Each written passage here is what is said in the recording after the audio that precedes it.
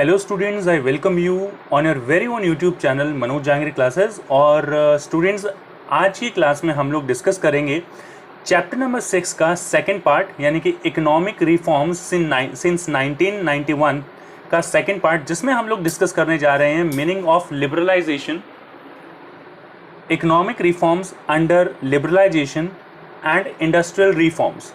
तो ये सारी चीज़ें आज के चैप्टर में हम डिस्कस करेंगे। इससे पहले अगर मैं बात करूं तो लिबरलाइजेशन से रिलेटेड क्या इसकी ज़रूरत थी, क्या इसकी नीड थी, हमें क्यों इसकी ज़रूरत पड़ी, ये सारी चीज़ें हम इससे पिछले वाले वीडियो में डिस्कस कर चुके हैं।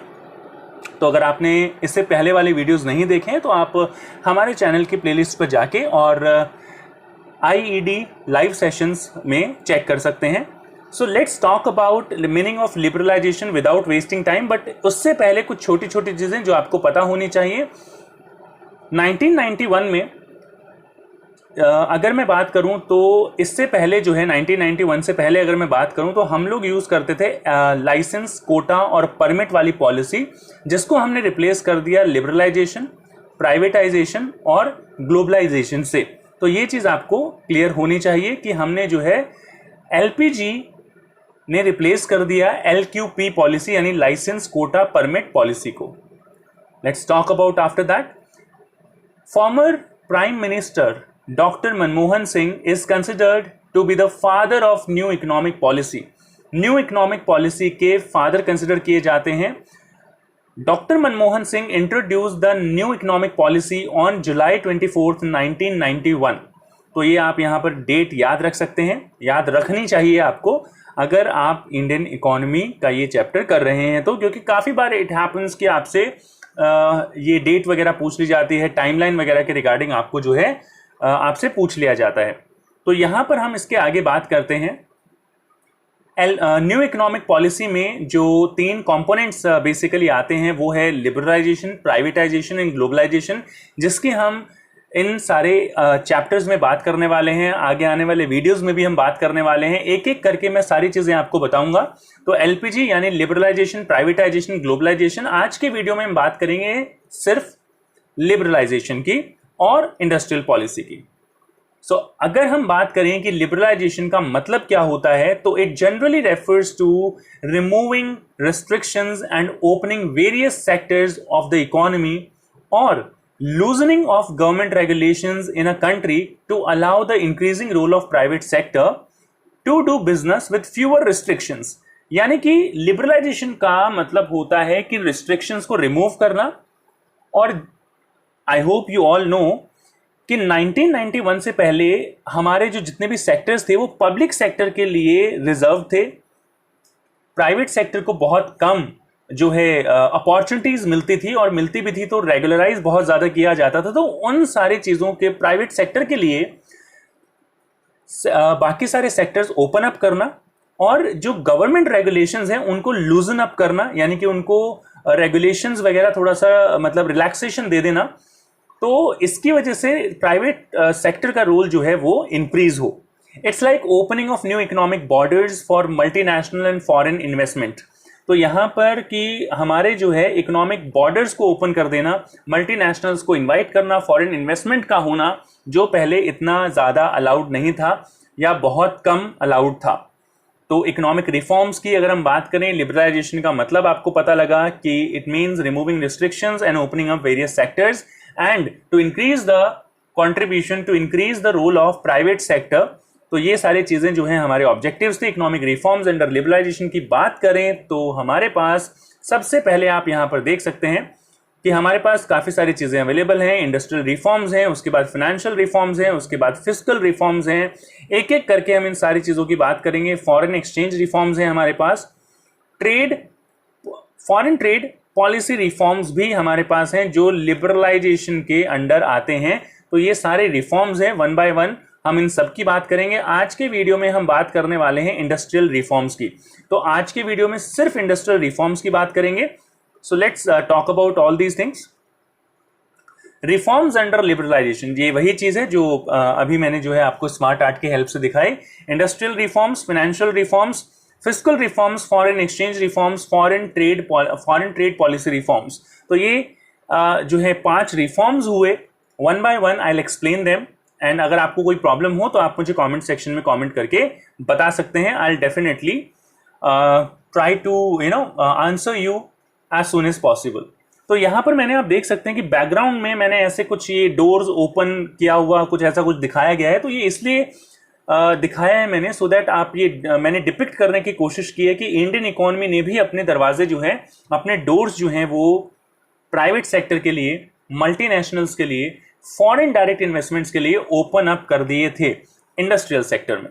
सो सबसे पहले अगर हम बात करें इंडस्ट्रियल रिफॉर्म्स अंडर लिबरलाइजेशन, तो सबसे पहली चीज आती है जो इंडस्ट्रियल रिफॉर्म्स हुए उसके अंदर कि जितनी भी यहां पर जो आप डी लाइसेंसिंग कह सकते हैं, आप डी कंट्रोल कह सकते हैं, तो ये सारी चीजें जो है यहां पर हुई basically.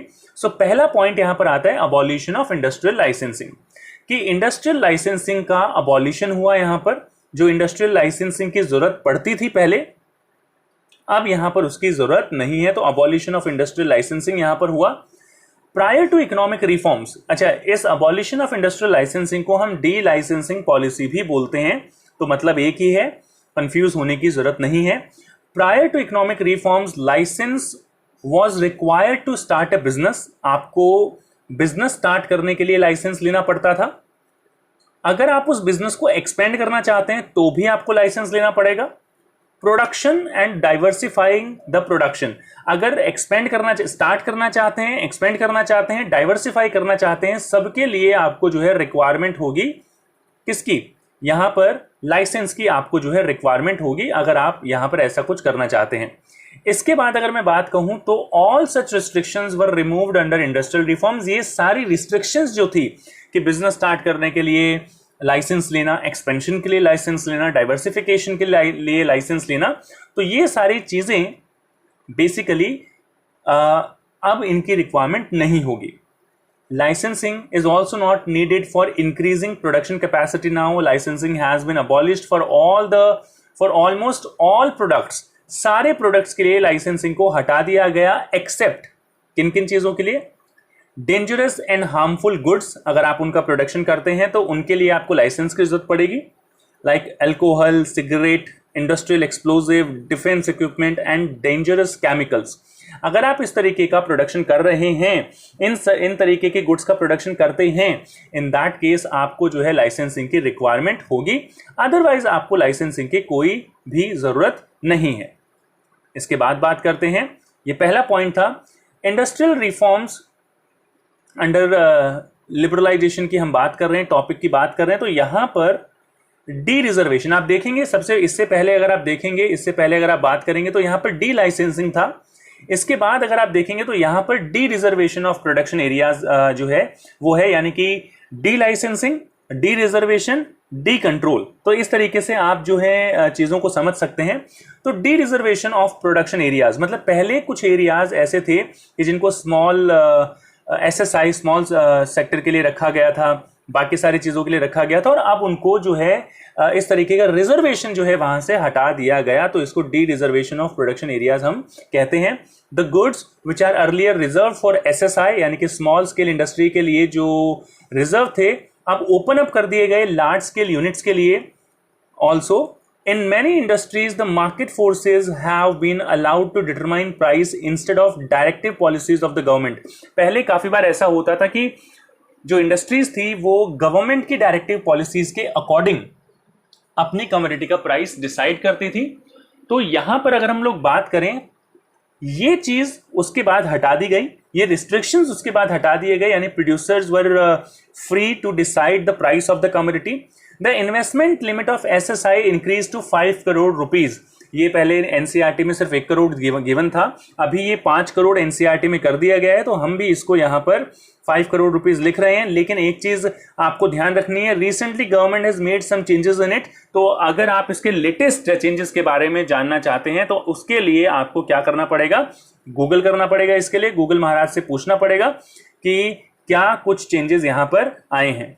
Let's talk about the next point, freedom to import capital goods. तो यहां पर जो कंट्रोल किया जाता था, तो मैंने कहा D licensing, D regulation, D licensing, D regulation and यहाँ पर डी कंट्रोल।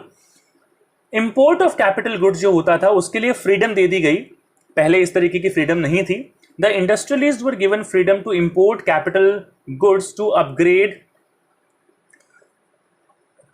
देयर टेक्नोलॉजी, अपनी टेक्नोलॉजी वो अपग्रेड कर सके, उसके लिए उनको फ्रीडम दी गई। तो ये चीज आपको यहां पर ध्यान रखनी है।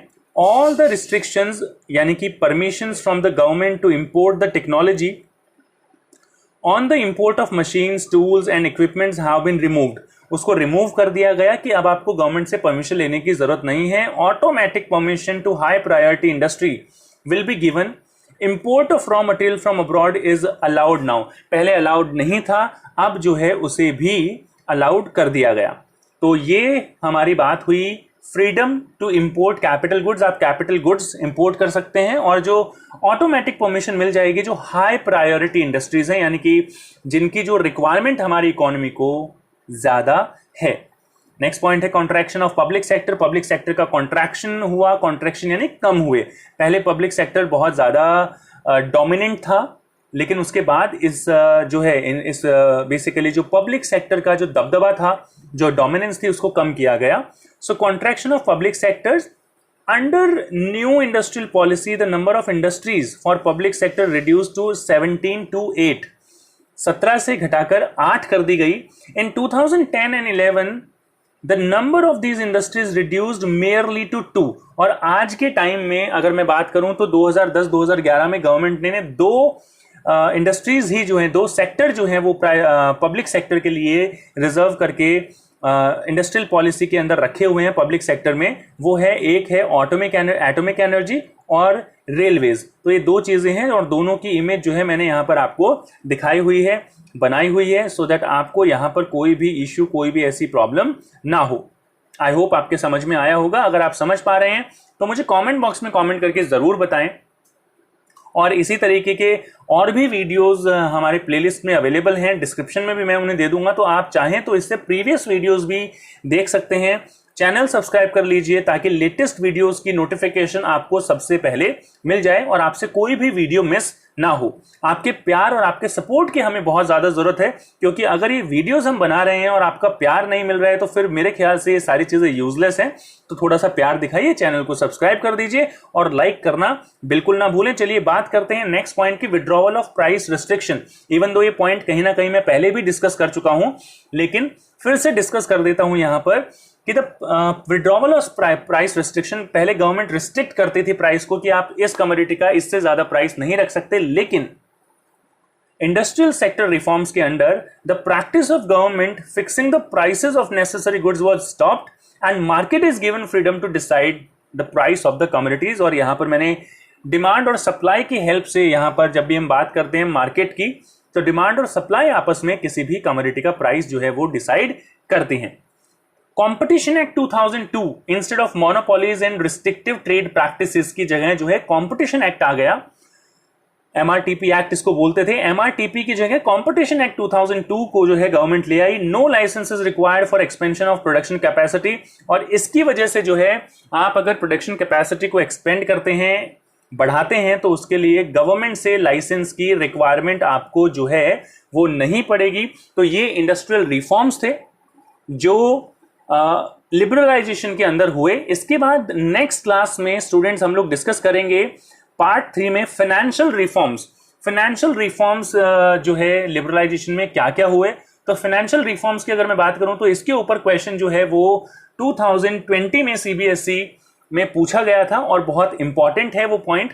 तो इसी तरीके की वीडियोस अगर आपको और भी चाहिए, चैनल को सब्सक्राइब करना ना भूलिए, बेल आइकन पे प्रेस करके ऑल पर क्लिक कर दीजिए। आप हमें हमारे सोशल मीडिया हैंडल्स पर भी फॉलो कर सकते हैं। Instagram, Facebook, Manoj Jangir classes के नाम से ही हमारे पेजेस हैं। आप चाहें तो एकेडमिक ट्रबल शूटर जो हमारा फेसबुक पेज है उसको भी लाइक कर सकते हैं। जिन टॉपिक्स पे मैं वीडियो नहीं बना पाता वो इन्फॉर्मेशन मैं आपको इन सारे सोशल मीडिया प्लेटफॉर्म्स की हेल्प से जो है आपको प्रोवाइड कर देता हूं। आप चाहें तो हमें हमारा आप व्हाट्सएप लिंक भी, व्हाट्सएप ग्रुप भी जो है वो ज्वाइन कर सकते हैं। व्हाट्सएप लिंक डिस्क्रिप्शन में दिया हुआ है। और जैसा कि आप देख सकते हैं कि देखिए मतलब कितने सारे लोग वीडियोस देखते हैं, लेकिन सब्सक्राइब जो है चैनल को वो बहुत कम लोग करते हैं। तो रिक्वेस्ट है आप लोगों से कि चैनल को सब्सक्राइब भी कीजिए, आपका अपना चैनल है, मोटिवेशन मिलता है। आप लोग जितना ज़्यादा सब्सक्राइब करते हैं, लाइक करते हैं वीडियोस को, इस वीडियो ने किसी भी तरीके से आपकी हेल्प की हो तो मुझे कमेंट सेक्शन में कमेंट करके ज़रूर बताएं। अगर कोई डाउट है तो वो भी ज़रूर पूछें। मिलते हैं आपसे किसी नेक्स्ट वीडियो में, तब तक के लिए टेक केयर, गुड बाय।